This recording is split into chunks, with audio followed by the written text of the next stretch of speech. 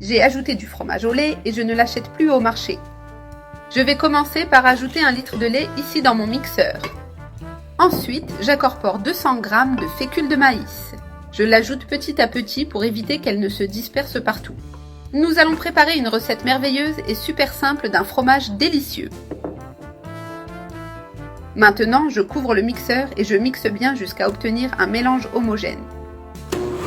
Voilà, j'ai mixé jusqu'à ce que la fécule soit complètement dissoute dans le lait. Je vais transférer ce mélange dans une casserole. Ce processus de mixage préalable empêche la fécule de former des grumeaux. J'allume le feu et je commence à chauffer le mélange.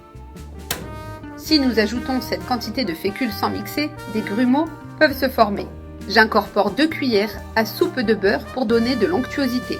Je mélange doucement pour que le beurre commence à fondre. Maintenant, j'ajoute 200 g de mozzarella avec le mélange. Il suffit maintenant de remuer sans arrêt jusqu'à ce que tout soit bien intégré. Avec cette recette, nous obtenons un délicieux fromage maison. Une fois que vous l'aurez préparé, vous ne voudrez plus acheter de fromage au marché. Aujourd'hui, le fromage est très cher. Alors, apprendre cette recette maison sera d'une grande aide. Avec cette méthode, vous pouvez faire du fromage chez vous quand vous le souhaitez. Il suffit maintenant de laisser bouillir en remuant constamment jusqu'à atteindre la texture idéale. Je vais vous montrer exactement la texture que notre fromage doit avoir. Regardez, il a déjà commencé à épaissir.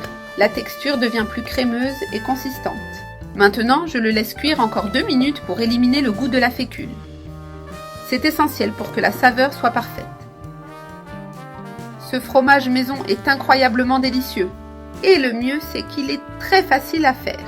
Il peut être utilisé dans de nombreuses recettes différentes.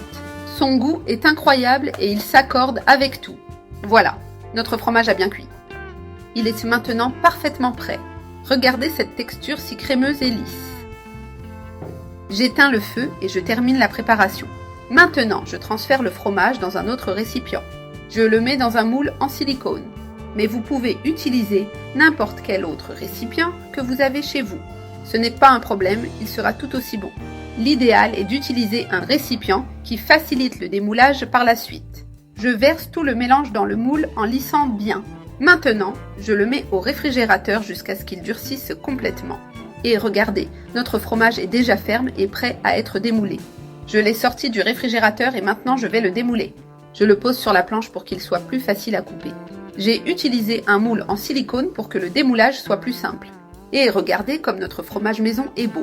Spectaculaire, il a l'air délicieux et son arôme est incroyable. Maintenant, je vais le couper pour que vous puissiez voir l'intérieur.